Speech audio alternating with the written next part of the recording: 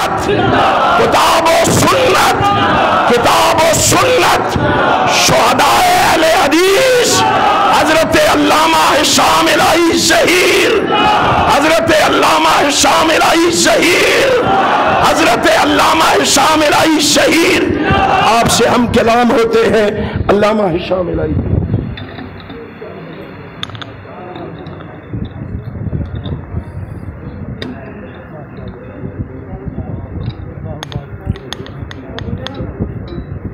नहमदुहु व नुसल्ली अला रसूलिहिल करीम, अम्मा बाद, अऊज़ु बिल्लाहि मिनश शैतानिर रजीम, लक़द काना लकुम फ़ी रसूलिल्लाहि उस्वा।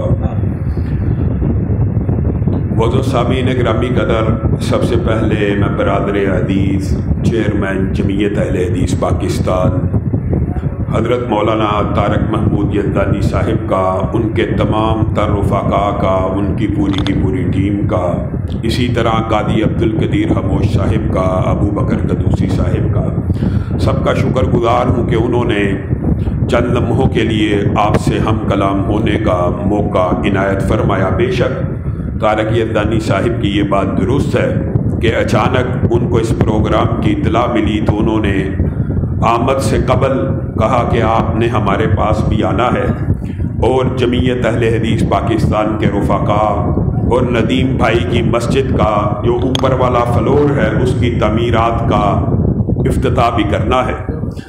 सबसे पहली बात मस्जिद ही के हवाले से ये कहना चाहता हूँ, ये अल्लाह रब्बुल इज़्ज़त के ऐसे घर हैं कि रसूलुल्लाह सल्लल्लाहु अलैहि वसल्लम ने इरशाद फरमाया, ये जो मस्जिदें हैं आसमान से ऐसी नज़र आती हैं जिस तरह तुम ज़मीन से आसमान के सितारे देखते हो, गोया चमक रही होती है। ये ज़मीन के ऊपर सबसे मुक़द्दस जगह हैं और बाज़ार ज़मीन के ऊपर सबसे नापसंदीदा जगह हैं, क्योंकि इंसान मादियत परस्ती का शिकार होकर अल्लाह की याद से गाफिल हो जाता है बाज़ारों में, और मस्जिदों में लामहल्ला तौर पर अल्लाह की याद में मुस्तग़रक़ हो जाता है। नदीम भाई वो खुशनसीब हैं कि जिनके बारे में रसूलुल्लाह सल्लल्लाहु अलैहि वसल्लम ने इरशाद फरमाया, सबने हदीस सुनी हुई है, जिसने अल्लाह के लिए मस्जिद बनाई अल्लाह ने उसके लिए जन्नत में घर बनाया। और इस घर के हवाले से मुहद्दिसीन जो इसके नीचे हदीस लेके आए हैं वो भी मुतअद्दिद हैं। वो घर कितना बड़ा हो, बाद लोगों ने समझा पूरे का पूरा अगर घर बनाया तो महल बनता है, लेकिन मुहद्दिसीन इसकी तशरीह में जो हदीस लेके आए हैं उनमें से जो सबसे आखिरी हदीस है वो आपके सामने रखता हूँ। वो ये है कि अगर किसी मस्जिद के अंदर, किसी में सकत नहीं है पूरी मस्जिद बनाने की, तो वो मस्जिद के अंदर इतना हिस्सा डाले कि जगह के पैसों के तनासुब के एतबार से एक परिंदे के घोंसले के बराबर भी उसने जमीन मस्जिद के लिए ले ली, अल्लाह ने उसके लिए जन्नत में घर बना दिया। अब बताइए, एक घोंसला, छोटे से छोटा घोंसला परिंदे का आप खुद अंदाजा कर लीजिए। और फिर एक बात निहायत अहम है जो समझने की जरूरत है, ये मस्जिदें ये इंसान के लिए, मुसलमानों और मोमिनों के लिए एक बहुत बड़े फर्ज की अदायगी का सबब है। किस फर्ज की अदायगी का सबब? कि जिसके बारे में रसूलुल्लाह सल्लल्लाहु अलैहि वसल्लम की सिर्फ एक हदीस इंसान याद कर ले, और आज आप अगर सिर्फ ये हदीस याद कर लेंगे तो कहने वाले का भी और आपके आने का शायद मकसद पूरा हो जाए।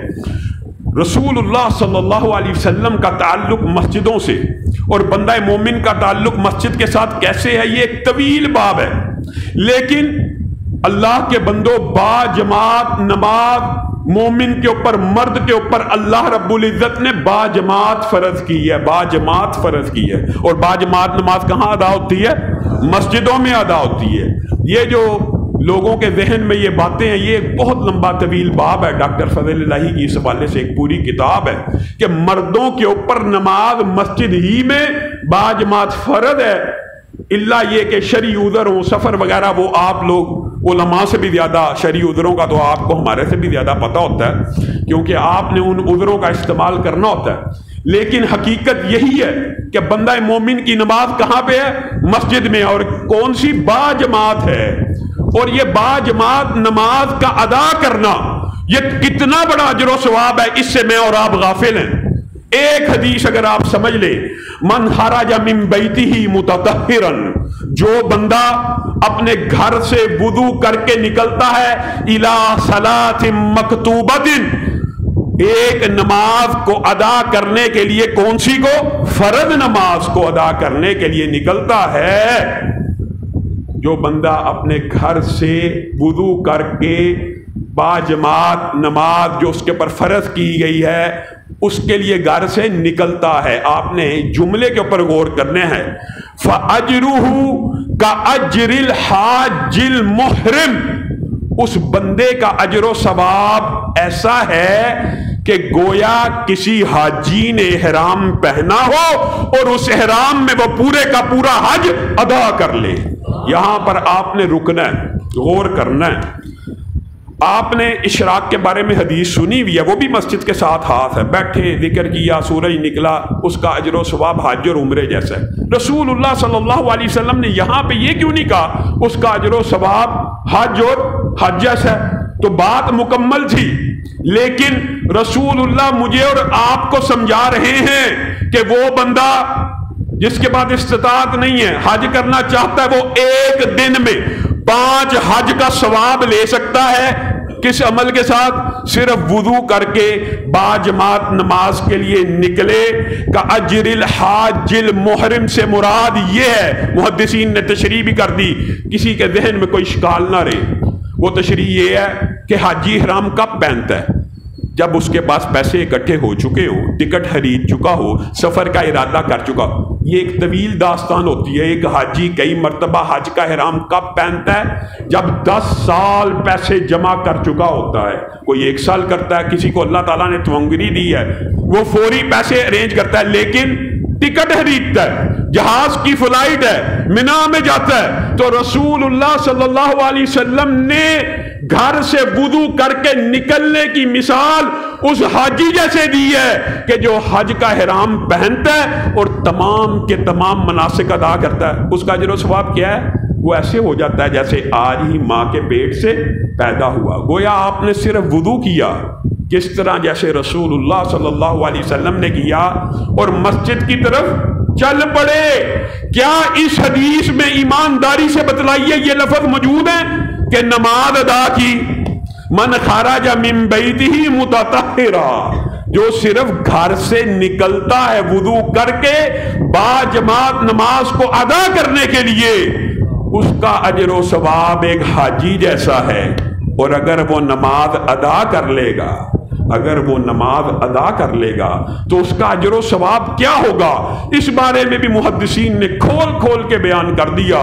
چلنے کے قدم کے آثار نوٹ کرنا، ان کا ایک ایک قدم لکھنا، ہاں، لیکن ایک نماز کے لیے جو بندہ مسجد میں آتا ہے اس کے لیے اللہ رب العزت ایک نماز کے بدلے میں 2 میزبانیاں تیار کرتے ہیں، اور صحیح حدیث کے جو دوسرے الفاظ ہیں 2 محلات تعمیر کرتے ہیں۔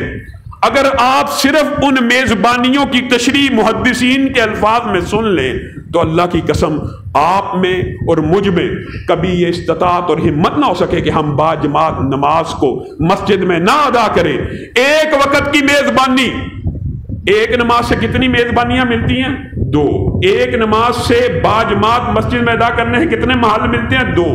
ان میں سے ایک میزبانی کا تذکرہ ایک حدیث میں ذرا سن لیجئے۔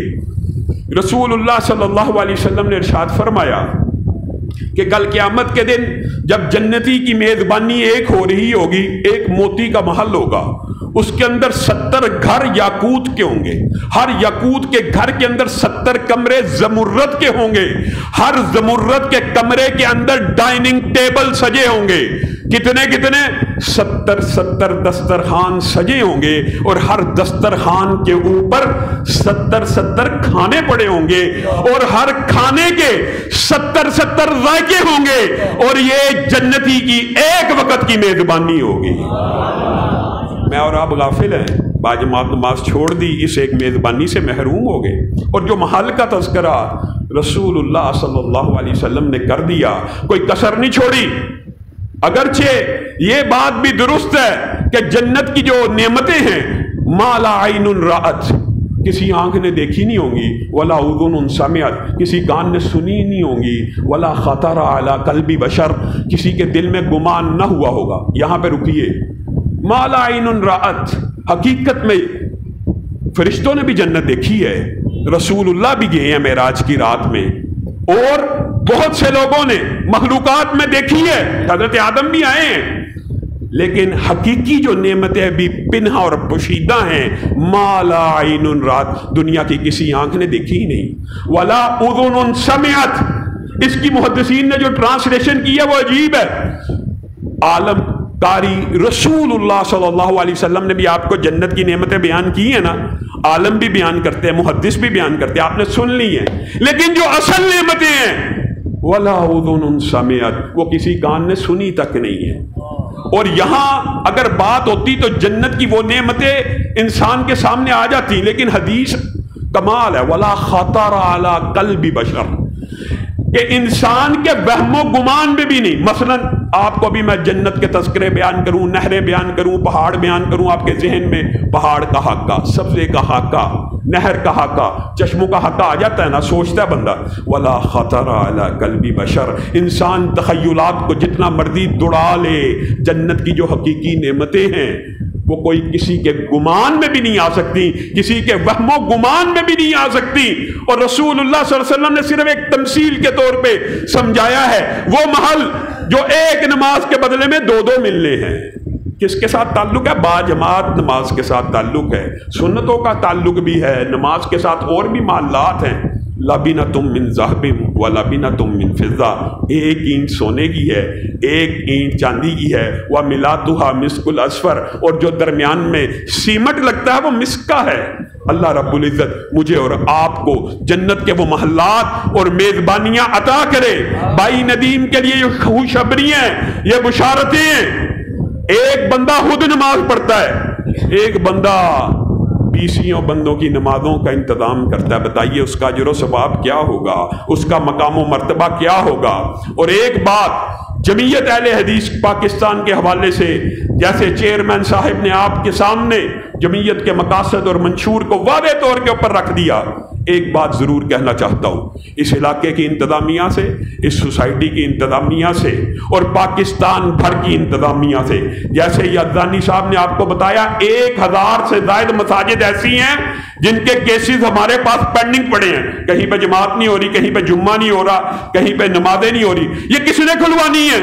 آج اس مسجد کے اندر بھی مجھے پتا چلا، علامہ صاحب نے بتایا کہ دوسری منزل کا آپ افتتاح تو کر رہے ہیں لیکن رکاوٹیں ڈال رہے ہیں۔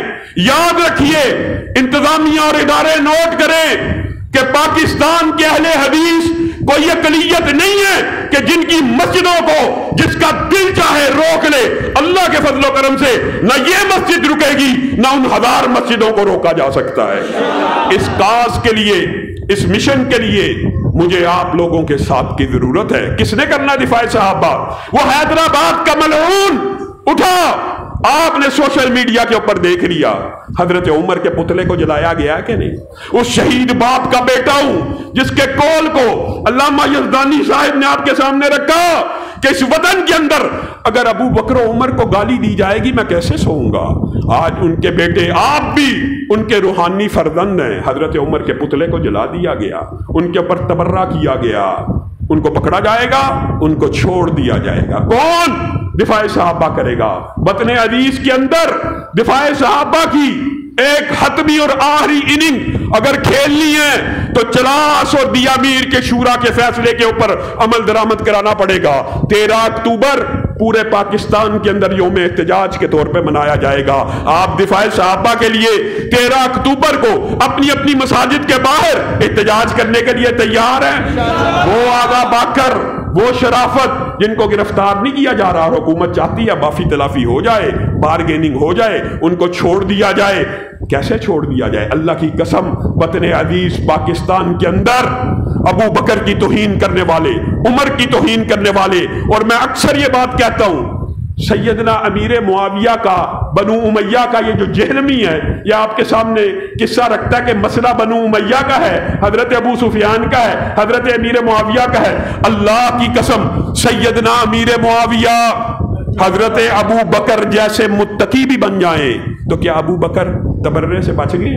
حضرت عمر تبرے سے بچ گئے؟ یہ آپ کو وہم ڈالا گیا ہے، یہ آپ کو ڈیسینٹسائز کیا گیا ہے۔ حضرت امیر معاویہ کے بارے میں، حضرت ابو سفیان کے بارے میں نارملائز کیا گیا ہے۔ توہین کرتے رہو، کرتے رہو، کرتے رہو، ایک وقت آئے گا اہل سنت اپنے اس مقدسات کو اتنا احترام نہیں دیں گے۔ آج وقت ہے کہ آپ نے دفاع صحابہ کے لیے کس کا ساتھ دینا ہے؟ گنگوں کا، جنہوں نے کوئی کام نہیں کرنا، جنہوں نے مسلک کا جنازہ ابھی قاضی صاحب نے جو باتیں کی ہیں، غور و فکر کرنے کی بات ہے۔ 40 برس بیت گئے ہیں، 40 برس مسلک، جماعت، قوم، مشن، نظریہ علامہ شہید کا کہاں گیا؟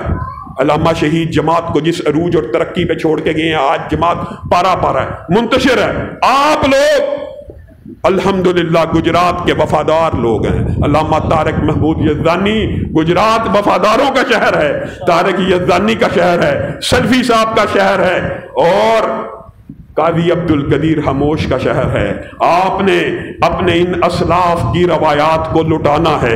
آپ نے جمعیت اہل حدیث پاکستان کا ساتھ کیوں دینا ہے؟ میرے لیے، میرے نظریے کے لیے، طارق محمود یزدانی کے لیے۔ میں اور طارق محمود یزدانی کبھی بھی آپ کو اپنی ذات کے لیے نہیں بلائیں گے۔ جب بھی بلائیں گے دفاع صحابہ کے لیے بلائیں گے، ختم نبوت کے لیے بلائیں گے، حرمت رسول کے لیے بلائیں گے۔ آپ آنے کے لیے تیار ہیں؟ جمعیت کے کاندھے کے ساتھ کاندھا ملانے کے لیے تیار ہیں؟ شانہ بشانہ جمعیت کا ساتھ دینے کے لیے تیار ہیں؟ پھر دار و رسن کی گود کے پالے ہوئے ہیں ہم، سانچے میں مشکلات کے ڈھالے ہوئے ہیں ہم۔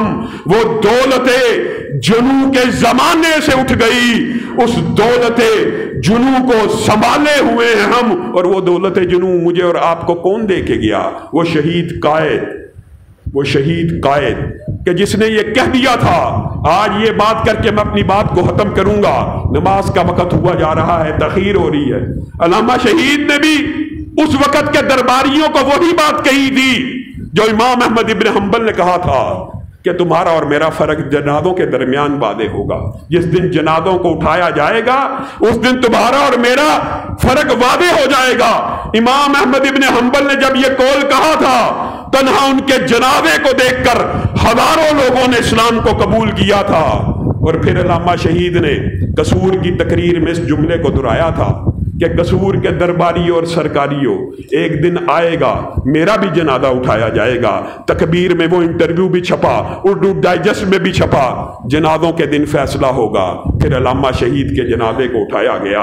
ایک جنازہ اٹھا، اللہ اکبر کی صدا آئی، کہاں سے آئی؟ مسجد النبوی سے آئی، مدینہ کی مسجد سے آئی۔ آپ لوگوں نے اس شہید کے جنازے کو بھی دیکھ لیا، اور اس دور میں ان سرکاریوں اور درباریوں کو، جیسے قاضی صاحب نے کہا وہی ہمارا منہج ہے، وہی ہمارا منشور ہے۔ میاں فضل حق کو آج بھی ہم رحمت اللہ علیہ کہیں گے، رحمہ اللہ۔ یہ امت گزر چکی، اللہ تعالیٰ ان کے اوپر رحمتوں کا نزول فرمائے، لیکن مرکزی جمعیت کل بھی علامہ شہید کے مخالف نظریے کا نام تھا، مرکزی جمعیت آج بھی علامہ شہید کے مخالفت کے نظریے کا نام ہے۔ مرکزی جمعیت کو علامہ شہید کے بیٹے سے، طارق یزدانی سے، ذاکر سے، مولانا منظور سے، اللہ کی قسم سوائے اس بات کے کوئی اختلاف نہیں ہے کہ یہ علامہ شہید کے مشن کو اٹھائے پھرتے ہیں۔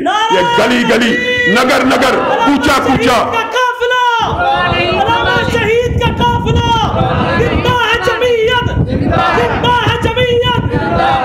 یہ گلی گلی، کوچے کوچے میں علامہ شہید کے نظریے کو بلند کرتے ہیں۔ جس طرح علامہ شہید کے بارے میں قاضی صاحب نے کہہ دیا کہ مرکزی جمعیت نے علامہ شہید پہ پرچے کے بہتانوں سے لوگوں کی حقیقت آپ کو بات بیان کر کے اپنی بات کو ختم کروں گا۔ جید کبار علماء کا وفد آیا، کبار علماء، ان کے نام چونکہ انہوں نے کہا نہ بتلائے جائے، ان کے سامنے پوسٹیں رکھی، اللہ کی قسم ان کی آنکھوں میں آنسو آ گئے کہ یہ علامہ شہید کے بارے میں ہردہ سرائی کر رہے ہیں۔ اور بت شکن کس نے لکھا؟ علامہ شہید کے اوپر الزامات کس نے لگائے؟ اس قاضی عبدالقدیر خاموش کو علامہ شہید کا قاتل کس نے بتلایا؟ میں تو 8 سال کا بچہ تھا، میں نے نواز شریف کو قاتل کہا؟ میں نے نہیں کہا۔ میں تو 8 سال کا بچہ تھا، ہمارے تو خاندان میں کسی کو مدعی نہیں بننے دیا گیا علامہ شہید کی FIR کا۔ کس نے بننا تھا؟ علامہ شہید کے قاتلوں کو کس نے گرفتار کروانا تھا؟